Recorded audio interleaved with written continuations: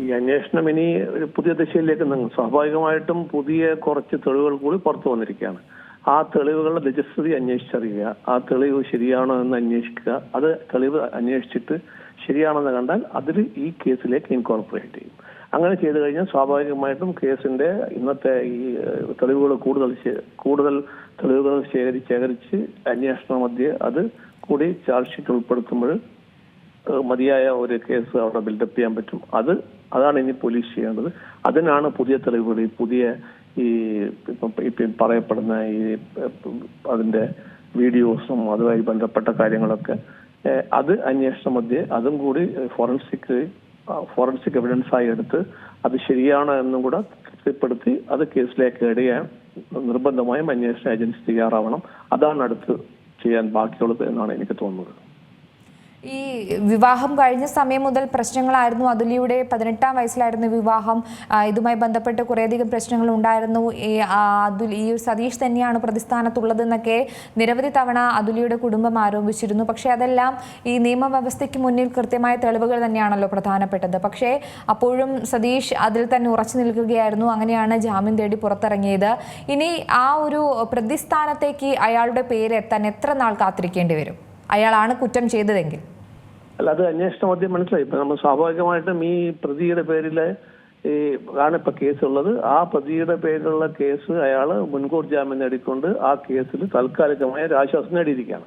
അപ്പൊ അതിനോട് ആ കേസിലെ ആ പ്രതിയുടെ ബന്ധങ്ങളെ കൂടുതൽ സപ്പോർട്ട് ചെയ്യുന്ന തരത്തിലാണ് ഇപ്പോൾ പുതിയ എവിഡൻസ് വന്നിരിക്കുന്നത്. അപ്പം തീർച്ചയായിട്ടും ഈ പുതിയ എവിഡൻസ് പരിശോധിച്ചതിന് ശേഷം അതിന്റെ ഫോറൻസിക് ഡീറ്റെയിൽസും അത് ഫോറൻസിക് എവിഡൻസും കൂടെ എടുത്തതിന് ശേഷം അത് ഈ കേസുകൾ ഉൾപ്പെടുത്തുമ്പോൾ സ്വാഭാവികമായിട്ടും പ്രതിക്കോളത്തിൽ ഈ പ്രതിയുടെ പേര് വരും എന്ന് മാത്രമല്ല, ഈ കേസിൽ ആ പ്രതിയെ ആ കേസ് ഉൾപ്പെടുന്ന തരത്തിലുള്ള ഒരു കോൺക്രീറ്റ് ആയ എവിഡൻസും കൂടെ പുറത്തു കൊണ്ടുവരാൻ പറ്റും.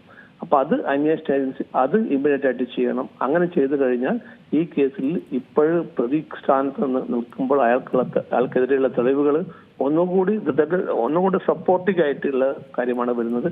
അത് ചെയ്തു കഴിഞ്ഞാൽ തീർച്ചയായിട്ടും നല്ലൊരു കേസ് ഇത് ബഹുമാനപ്പെട്ട കോടതി മുമ്പാകെ നിൽക്കും. അതിൽ മതിയായ പണിഷ്മെന്റ് ആ പ്രതി കിട്ടുമെന്നാണ് എനിക്കത് തോന്നുന്നത്. ഒരു കാര്യം കൂടെ, ഇപ്പോൾ ഈ ഒരു കേസിൻ്റെ ഇപ്പോൾ മറ്റു പരിശോധനാ തലങ്ങളിലേക്കൊക്കെ കടക്കുകയാണ്.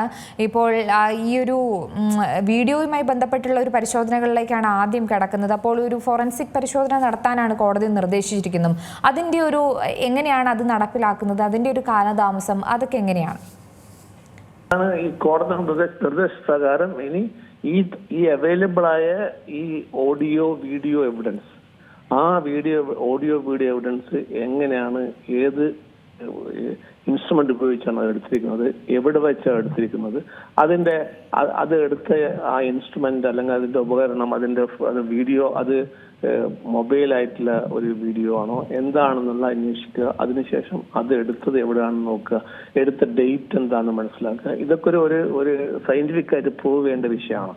അപ്പൊ ഇതാണ് ഇനി ചെയ്യേണ്ടത്. അപ്പം ഇങ്ങനത്തെ സയന്റിഫിക്കായി പ്രൂവ് ചെയ്യുമ്പോഴേ മനസ്സിലാവുള്ളൂ ഇത് ശരിയായ വീഡിയോ ആണോ അല്ലെങ്കിൽ ഡോക്ടേർഡായ, അതായത് ഉണ്ടാക്കിയ വീഡിയോ ആണോ, അതല്ല സ്വാഭാവികമായിട്ടും നാച്ചുറലായിട്ട് ഒരു മൊബൈൽ ഫോൺ ആണോ, അത് എവിടെ എടുത്താണ്, ആരെടുത്താണ്, അതിന്റെ ഡേറ്റ് എന്താണ്, ഇങ്ങനെയുള്ള കാര്യങ്ങൾ അന്വേഷിച്ചിട്ട് ആ വീഡിയോന്റെ നിജസ്ഥിതി റിപ്പോർട്ട് ചെയ്ത് അത് ശരിയാണെങ്കിൽ ആ റിപ്പോർട്ട് പ്രകാരം ഈ കേസ് ഉൾപ്പെടുന്ന ഒരു സാധനമാണ് എന്ന് മനസ്സിലായാൽ അത് തെളിവായി സ്വീകരിച്ചിട്ട് ഫർദർ ആക്ഷൻ മുന്നോട്ട് പോകും. അതാണ് നാം ഇനി പോലീസ് ചെയ്യേണ്ടത്.